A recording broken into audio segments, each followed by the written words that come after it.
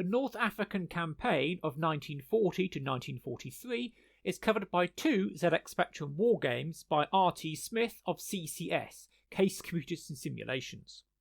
The first, The Desert Rats, covers the Western Desert from 1940 to 1942, and then Vulcan covers the Tunisian Campaign of 42 to 43. At the outbreak of war, Algeria and Tunisia were controlled by France, Libya controlled by Italy, and Egypt was nominally independent but under British control. Libya's main port was Tripoli, which could handle 4 troop ships or 5 cargo ships at a time and could manage 45,000 long tons of supply per month. From Tripoli to Benghazi along the coast road was 650 miles. Benghazi was also a port and could cope with 15,000 long tons per month. Further along the coast was the fortress of Tobruk, smaller still with a capacity of 1,500 long tons. From Tripoli to the Egyptian frontier is 1,100 miles. In late 1940, the Italian army attacked and captured Sidi Barrani in Egypt.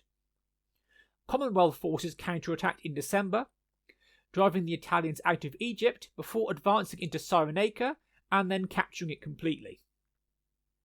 Supply considerations and the forthcoming Axis attack on Greece called for a halt, by which time Rommel and the 5th Light Division had arrived in North Africa.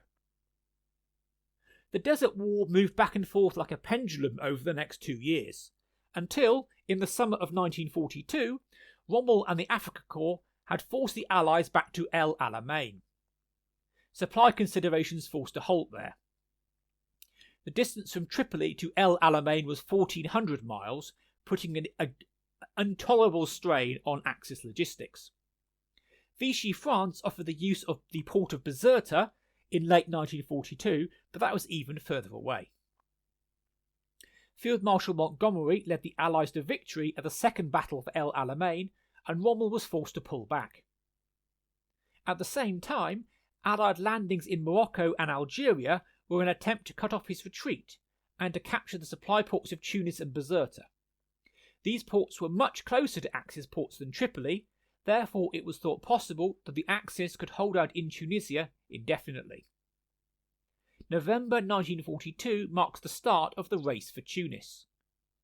Can the Allies occupy the ports before German and Italian troops can? What will the French do? Will the weather hold? When will Rommel and Monty arrive? Vulcan comes with a beautiful cover, I believe by Ollie Frey. We get to choose whether movement is closed or open, but we're going to have single player, and we are selecting the Tunisian campaign.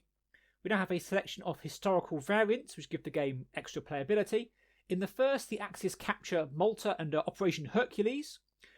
And the second, Axis capture Bone Airfield, whereas in real life Allied paratroopers did. In the third option, the Desert Afrika Korps and the Italians in the Western Desert are all destroyed and don't turn up. The fourth option, the delaying action held by the Desert Afrika Korps is a lot more effective, so they show up later and it varies each time. And in the fifth, the French don't change sides under Admiral Darlan, but remain neutral, therefore delaying the Allies, and also removing Free French forces from the game. We're having none of those, so we're going for straight historical, and dry. So we've captured Bone, and we have, starting off here, the Commander Battalion is going to head along the North Coast Road to Bizerta. The Commander Battalion was paratroopers, but here is treated as foot infantry.